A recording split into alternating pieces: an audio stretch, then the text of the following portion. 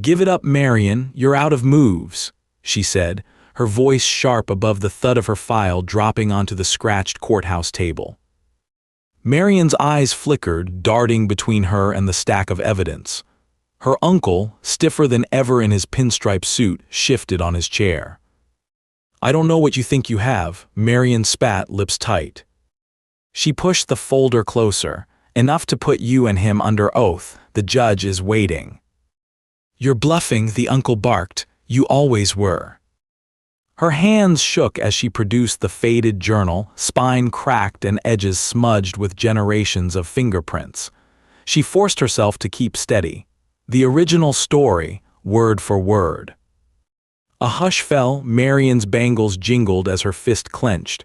"That's not admissible, it's just gossip." The judge's gaze, stone cold from the bench, landed on her. Heat rose up her neck, sweat prickling in the cavernous room. Her son's face, wide-eyed just past the door, pushed her forward. Her words landed hard, irreversible. Everything depended on what would happen next. To understand how she ended up here, you'd have to start 3 weeks earlier, before she even knew what she was really up against. $43.18. That's what Megan had left after subtracting the gas she'd need to get from Flagstaff to the Arizona outskirts. Her thumb hovered over her phone's banking app as the wind whipped red dust against the battered Toyota Camry. Beyond the cracked windshield, the old Route 66 shimmered, heat rising in waves off the asphalt. In the backseat, her 7-year-old son Toby squirmed, shoes scuffing the box next to him. "We there yet, Mom?" Toby's voice was thin, nervous. "Almost, kiddo." Megan tapped the steering wheel, forcing a calm note. "Just a little longer. Look for the old motel sign, remember? You'll see it first." Toby pressed his nose to the window. "Hope it's not haunted." She managed a smile, even as her heart twisted. The image of Judge Kramer's face at the probate office flashed up, hard eyes, marbled paper handed over, the words spoken by Aunt Marion crisp as autumn frost. "You've got the dump. It's all the will allows." Uncle Frank had laughed, clapping her on the back like they were still family. She'd watched numb, as Marion and Frank claimed the stucco bungalow and the cafe in Williams, their voices low and gloating, and left Megan holding the sad, peeling key to Hartley Gas, defunct 2 decades, condemned by the county, good luck. The memory pressed cold against her ribs, her embarrassment stinging as a cousin had muttered, "At least it's better than nothing." Marion had grinned wide enough to show all her teeth. Back in the present, Megan nudged the gas pedal. The motel rose ahead, turquoise paint sun-blasted, plywood nailed to the door, a battered neon cactus stunted beside cracked concrete. A tumbleweed sailed by, as if to emphasize the vacancy sign's broken bulbs. Toby chewed on his shirt. "Mom, the sign says keep out." She exhaled, stepping into the shadow where faded "no trespassing" tape flapped. Her hand closed around the motel key, its ridges sticky with age. Marion's last text still flashed on her phone. "Good luck with the rats, Meg. Bet you don't last a week out there." It should have been the end of the line.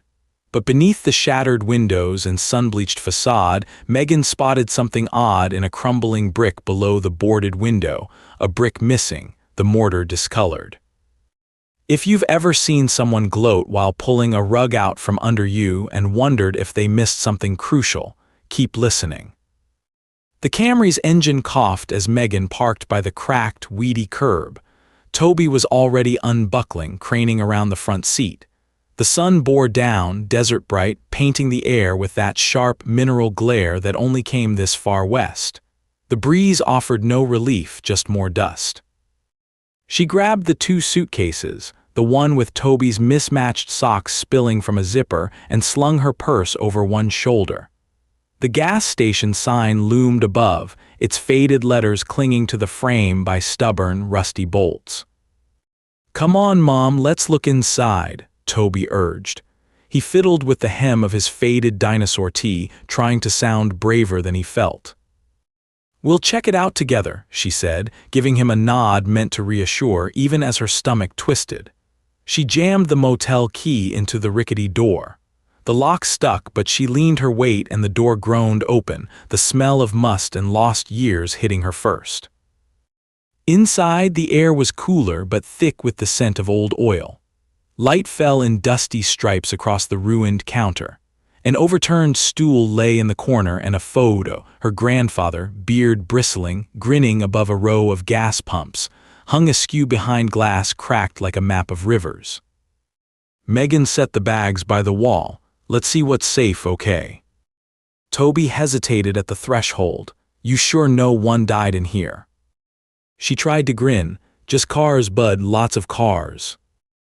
The cellar door was visible behind the counter, and something else, another missing brick beside it, the same as outside. Megan traced the gap with her thumb, feeling a faint draft. Her phone buzzed, a text from Marion. Find any gold bars yet, Meg? I hear Grandpa stashed them under the rats. Toby peeked past her. Shouldn't touch bricks, Mom, maybe they're cursed, like in Scooby-Doo. Her laugh was brief. If ghosts owe us back rent, we're collecting. She hauled open the cellar hatch. Stale air rolled out thick and cold. Down she went, flashlight in trembling hand, every step echoing in the empty dark. Her breath sounded too loud and the light carved narrow slices into the gloom. At the bottom, the brick wall by the ancient furnace beckoned. This, she realized, was the spot she'd seen in the records, pegged as unfinished repairs on the last inspection report. Something metal glinted behind a loose brick. As she pressed on it, the brick rocked inward.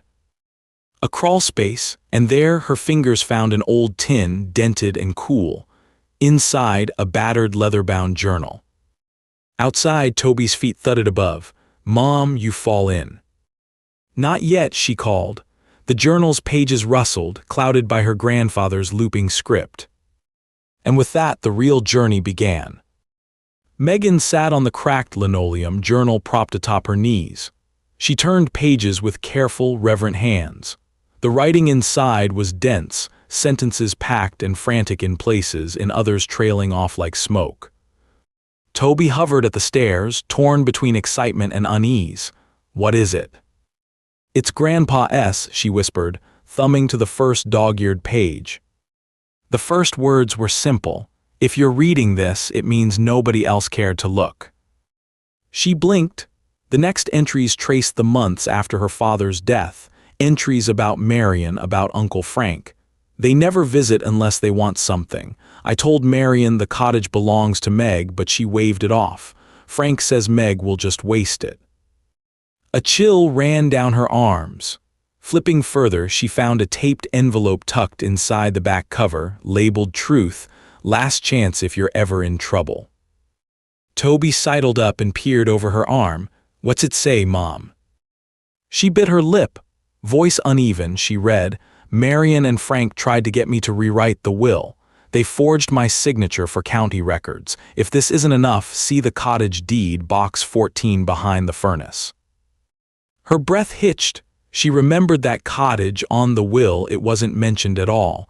In her mind's eye, Marion's sly smirk as she skimmed the will. Just signatures, nothing more. There, between pages, a photograph fell out. It showed the cottage, cream shutters, a faded picket fence. Her as a child, grinning in the sunlight next to her grandfather, Marion behind them, arms crossed, not smiling. Toby wrinkled his nose. Is that you, Mom? Yeah, she managed, voice soft. A long time ago. She sat for a moment, heart pounding. Then, sifting through the toolbox still left by the furnace, her hand connected with a locked tin. The key from her purse fit with a rusty click. Inside, a deed and a bank statement, proof of rental income for the last 5 years, all signed by Marion and Frank. It was all there, the lies, the theft, the evidence. We have to go, she said. Toby, eyes wide, clutched her arm. Did they steal? She met his eyes. Yeah, kiddo, and we're going to do something about it. Outside, a shadow flitted across the boarded window. Megan's heart spiked. She pressed the journal and deed tight to her chest, grabbed her son's hand, and climbed. Night descended fast. The Camry rattled over potholes toward the nearest patch of life, a law office in Seligman, glowing garish beneath neon. Megan's knuckles ached as she clutched the steering wheel, her mind whirring with possible complications. Inside, the waiting room was deserted, save for the humming polish of refrigerated air. That lull lasted only a second. The receptionist blinked at their dusty clothes. "Help you." "It's urgent," Megan managed, sliding the journal and documents onto the counter. Soon, an older man in wire frames and rolled sleeves, Paul Dennison, attorney for 2 decades in this part of the world, beckoned her in. "You're Megan Hartley, the one from Frank and Marion's side of the family." His twang was soft, eyes sharp. She nodded. "They lied, I have proof." "It better be good," he warned, but not unkindly. "Court don't like stories, show me what you got." She spread the journal, bank statement, and deeds in front of him. Paul's eyebrows rose. He thumbed through the pages, frowning as he read. "This signature here looks off. Cousin's been collecting rent since before your dad was gone." She nodded, voice dry. 5 years at least. "And this journal, that's your granddad's writing. You can swear to it." "Yes."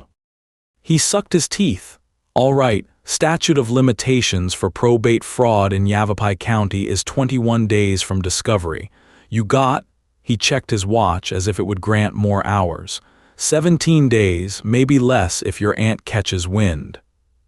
Toby rustled restlessly in the seat beside her. "Can you help us?" Megan said, her voice thin. "We can file first thing, but you'll need to bring the original will if we want to overturn anything. Any chance?" "Maybe I found something about box 14. There might be another will." He nodded. "Get it, tonight if you can." Toby piped up, "Are Aunt Marion and Uncle Frank going to jail, Mom?" Paul hunched closer, lowering his voice. "Let's just say they won't be getting a parade, not if we do this right." A surge of hope started threading through Megan, cautious as a snake in dry grass. 3 hours later, a battered flashlight, half-dead battery, and Toby's curiosity behind her, Megan crawled back into the gas station cellar. But this time, nerves prickling, she watched the street outside for any sign of Marion's cream sedan. Toby pressed close. "You can do it like Indiana Jones." She grinned, jostling the brick loose to reveal a shallow alcove. Box 14, a yellowed rectangle, sat wrapped in oilcloth behind the furnace pipes. Inside, she dug into the dust and old webs, pulling free a battered folder. "Original will, Hartley," was scrawled on the front in spidery script. Toby traced the label. "Should we call the police?" "Not yet," she said, "but soon." They hustled back to the Camry just as a familiar engine cough sounded behind them. Megan froze. Aunt Marion's sedan rolled up, headlights catching on the weeds. The driver's door banged open and Marion emerged, hair lacquered, lips pursed, Aunt Frank right behind. "Well, well," Marion called, voice sharp as a switchblade. "Couldn't stay away from the dump, huh, Meg?" Uncle Frank, arms folded over his chest, sneered. "You always did like dirty places." Megan pushed Toby behind her, standing tall. "Look, I'm not here to argue," she replied, steady as she could. "We're just leaving." Marion's smile was all teeth. "Funny, I hear you snooping around, calling some lawyer, think you got something." Megan shrugged, adrenaline tingling. "Just cleaning up my property. Like you said, it's mine, isn't it?" Frank snorted. "Suppose you believe that now." A flash of something passed over Marion's face. For a moment, Megan saw the younger cousin she used to play with, long before greed took the place of laughter. She gripped the folder tighter. "We're done, don't come near me or my kid again." Marion's eyes narrowed. "Careful, Megan, sometimes the past is better left buried." The warning in her voice was real, but so was the fear. They drove off, dust swirling behind their taillights. Now, with proof in hand and time slipping away, Megan hurried to organize everything. She met with Paul again in the small, underlit conference room where an ancient printer ground out the forms they'd need for probate court. Paul looked over the stack with a grunt. You ready for this? She half laughed, the sound high and thin, not even a little. You've got enough here to make the judge sit up straight. Make sure you're there 10 minutes early. If they pull anything weird, keep your mouth shut. Let the documents do the talking. Toby, munching crackers at the far end of the table, piped up, Can I come to court? She ruffled his hair. We'll see, bud. Paul glanced at her, the barest ghost of a smile. You ever think of what you'll do with it, the old cottage, if it's yours again? She hesitated. Maybe something good this time, something more than sitting empty. He nodded. That's what your grandfather wanted, said as much back when he was still sane. She pocketed the documents and journal, heart steadying. 6 days left. Marion wouldn't give up without a last play. Megan felt it in her bones. Court day arrived with a suffocating heat pressing down over the courthouse steps. Megan's palms were damp, nerves jangling. Toby had been left with Paul's secretary, coloring quietly, out of range of any last-ditch ugly business. In the corridor, Megan caught sight of Marion pacing like a predator. Frank stood off to the side, jaw tight, clutching his lawyer's sleeve. Around them, other family cousins who had laughed at her expense, a few distant relatives waited, tension humming. Marion spotted her. You're really going through with this, think you'll come out richer. Megan leveled her gaze. I just want what's right. Marion smirked, but a flicker of worry undercut her bravado. You can't prove a thing, Meg. Nobody will believe you. Frank looked away, for once silent. Megan's heart thudded. She stepped inside the courtroom as the bailiff called the session to order. Judge Kramer presided, lips pursed, gavel resting with silent threat. Paul whispered, Let me lead, but if she gets personal, stick to facts. Across the aisle, Marion's lawyer started. Your Honor, this matter has already been decided. Paul interrupted smoothly. Your Honor, we have new evidence. Original will, handwritten journal, signed deeds, proof of fraud going back 5 years. Murmurs swept the room. Marion's eyes darted. Frank shifted, sweating. The judge lifted a hand. Let's see the documents. Megan's fingers trembled as she presented the folder. The judge combed through pages, brow furrowing. Midway through, she flipped to the journal and paused, reading the lines that had shaken Megan days earlier. If you're reading this, it means nobody else cared to look. Marion and Frank tried to get me to rewrite the will. They forged my signature for county records. If this isn't enough, see the cottage deed, box 14 behind the furnace. Frank tried to speak, voice cracking. Objection, Your Honor, that's just speculation. The judge's eyes sliced through. These signatures do not match old estate filings. Clerk, mark this record. Defendant, explain. Marion's voice shook. That's not admissible, it's just gossip, she's just jealous. Megan steeled herself. It's not gossip, Marion, it's your handwriting, and Frank's signature too. 5 years' rent deposited to your accounts. It's all here, Judge. Her uncle snapped, You always were a sore loser, Megan. That place isn't worth a dime. Paul leaned forward. Then you won't mind returning rental income and damages. The judge raised her voice. Enough, I'll be deciding. But Megan knew this was her last stand, her final shot.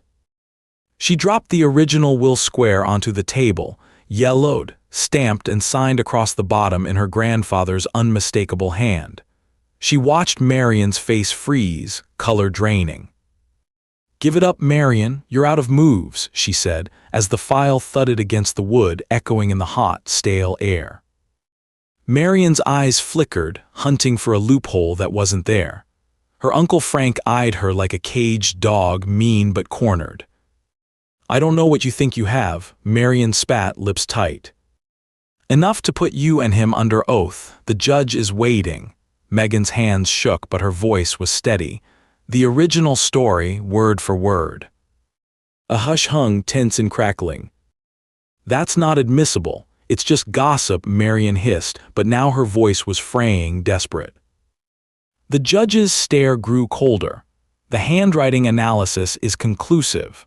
I advise both parties to consider the consequences very carefully. Perjury, fraud, and misappropriation carry real penalties here." There was an audible gasp as Paul produced the folder of rental records, bank deposits, and forged signatures. "Exhibit B, Your Honor, the money trail." Megan fixed her gaze on Marion, voice low but firm. "You stole from your own blood. Even now, you just want more." Frank muttered it was her idea. "She said it wouldn't matter. She told me it was just an old house. No one would want it." Across the courtroom, a cousin began to shake his head, jaw set. Finally, the judge spoke. "Given these revelations, I am halting all transfers and ordering full restitution, including 5 years' worth of income and legal damages. The sheriff will escort the defendants. You, Miss Hartley, are now the lawful owner not only of the cottage but all properties fraudulently denied you." The sound of cuffs clicking, Marion's final burst of protest, Frank shouting that he'd been tricked. These notes rang out as Megan pulled Toby close, heart thudding in her chest. For the first time in years, she allowed herself to believe justice was possible. In the days that followed, the aftermath rippled through every inch of the small towns along Route 66. Marion and Frank turned on each other viciously, each blaming the other for forging signatures, for hatching the scheme, for letting Megan get so close. Their lawyers scrambled, bargaining with the prosecutor to cut deals, offering up every last detail to avoid heavier sentences. The court papers rolled in, judgment after judgment. Assets seized, properties reassigned, bank accounts frozen and drained to cover the damages. Marion's smugness evaporated, replaced by bitter calls and finally a stunned silence. Frank, unmoored without his co-conspirator, confessed everything tangible, flipping sides to minimize the years he'd serve. Their children, a world apart from Toby's innocence, stayed quiet at school, faces burning under local stares. Paul helped Megan navigate the bureaucratic mess, wrangling forms, arranging new deeds, seeing that repairs began on the cottage that had been neglectfully rented out for so long. She paid him too little, but gratitude sparkled in his eyes every day she and Toby showed up, sleeves rolled, painting and cleaning right alongside local volunteers. "You really meant it, huh?" he said one afternoon, surveying the old cottage, now a space filled with sunlight, neighbors, and folding chairs. "The free health clinic for real." She nodded, wiping a streak of paint from Toby's cheek. "Nobody out here can afford the drive into Flagstaff. Someone had to do it, might as well be us." Word spread. The healing place filled up first with retirees and children, then with field hands and migrant workers, people Megan had never met but now counted as family. Each one reminded her of her grandfather, hard-earned, hopeful, braced against the world but ready to smile if given half a chance. By the 1-year anniversary, the sign out front read, "Hartley Rural Clinic. Walk-ins welcome." Megan no longer kept her eyes on her bank balance, no longer felt the weight of shame pressing her lungs closed. The Camry's trunk was filled less with worry and more with supplies. Toby, bright, braver now, helped stock shelves, learning from the nurse volunteers and beaming at every patient that shared a laugh. There were days she passed the old gas station, its rusted pumps silent witnesses, and let herself smile. She and Toby waved at the tumbleweeds and kept going toward the horizon, where the sky was as wide as the hope she'd started to let herself feel again. Property can be stolen, but purpose, when it's rebuilt brick by brick with your own hands, no one can strip away. For anyone who's ever watched the odds stack up against them, only to find a crack in the wall and push through anyway, that's where the real change begins. And somewhere across the desert, an old man's words lived on, reminding everyone that what we leave behind isn't about money, but what we choose to build for each other. The sun dipped low over the clinic's porch, burnishing the world in copper as Megan leaned against the rail, breathing in the dry, sage-sweet air. The paint had finally lost its chemical tang, replaced by drifting notes of wildflowers from the little patch of yard she and Toby had coaxed into bloom. She could hear his laugh, clear, free, floating across the dusk as he kicked at a clump of grass beside the old woodpile. Inside, the last patient of the evening, A ranch hand with a stitched-up gash and a bashful smile thanked her, shuffling from the exam room amid the familiar scrape of boots on the floorboards. Meg closed his file, balanced it atop the neat stack for tomorrow, and let her eyes drift over the shelves.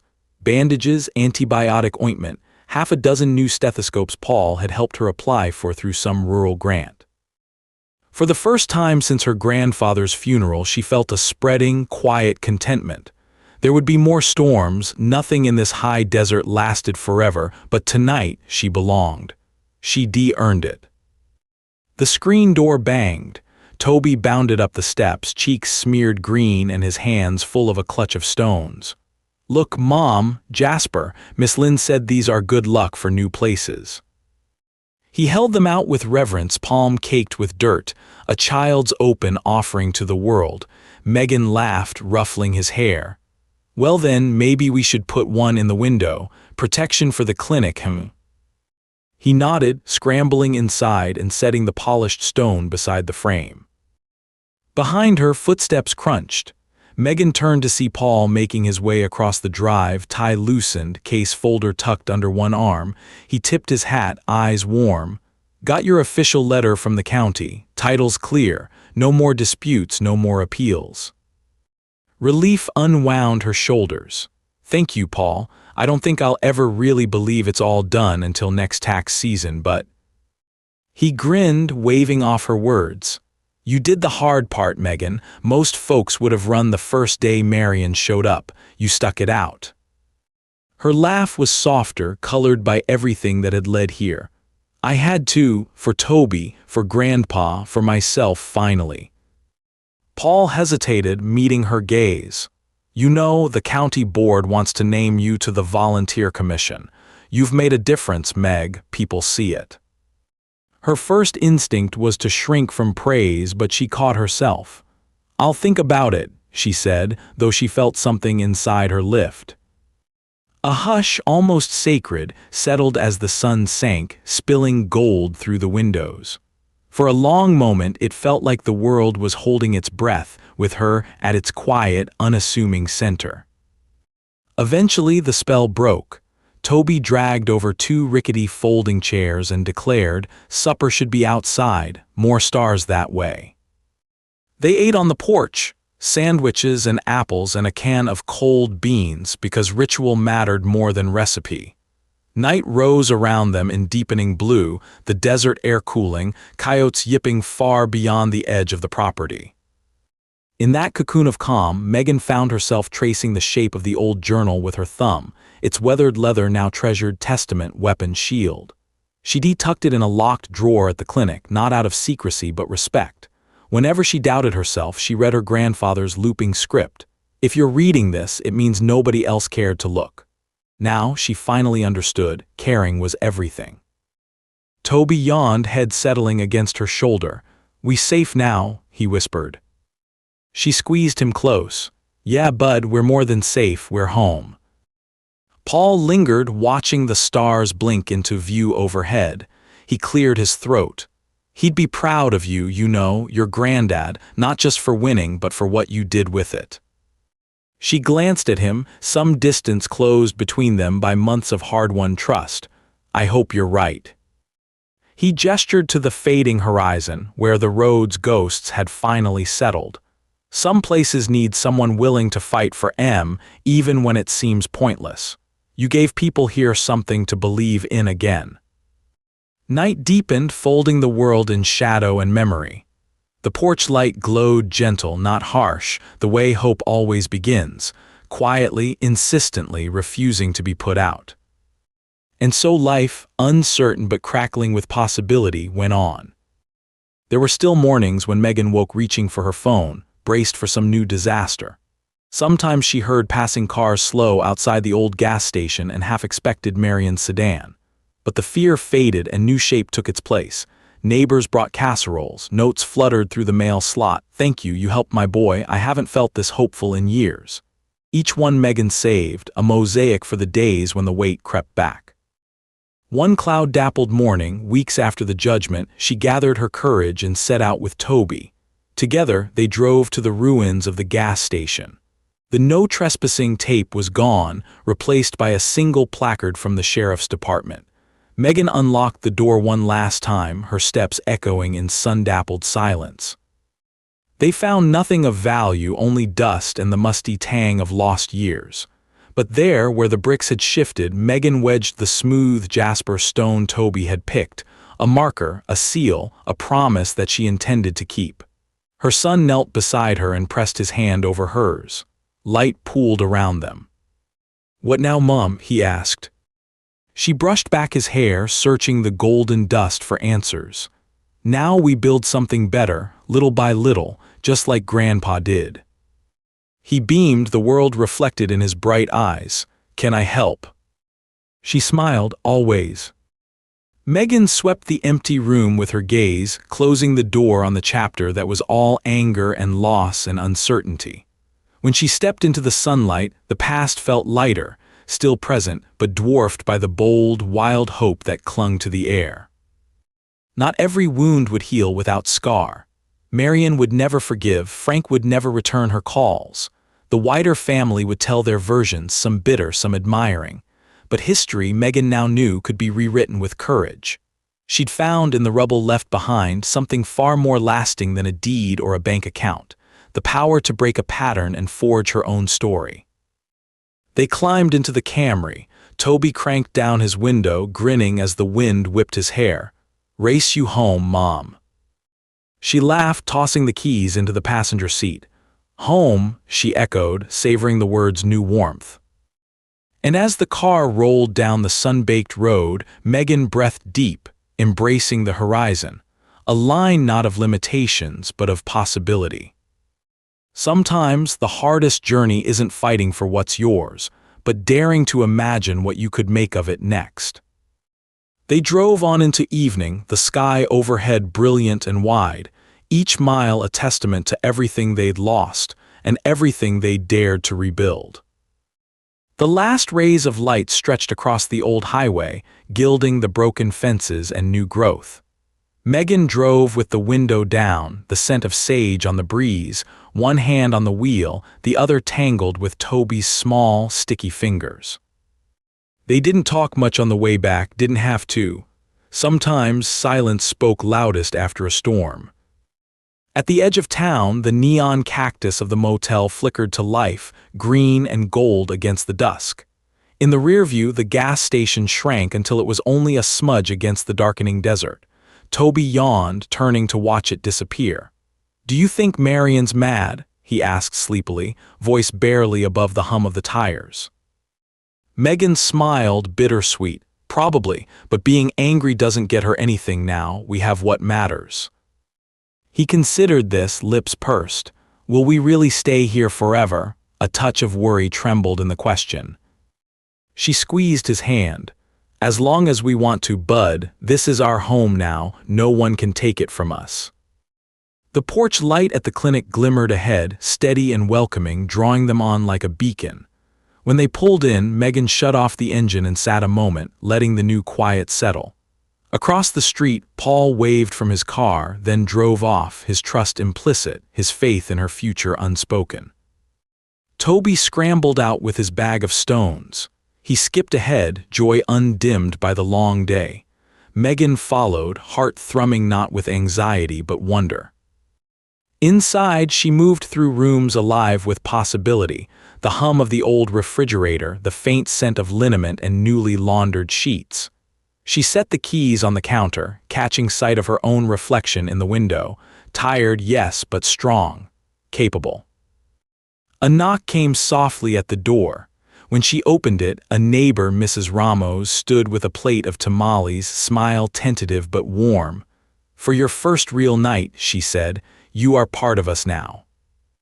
Gratitude pressed sharp behind Megan's ribs. She accepted the gift, blinking back tears. "Thank you for everything." After dinner, as the stars crowned the sky, Megan tucked Toby into bed and lingered at the doorway, watching him settle into dreams.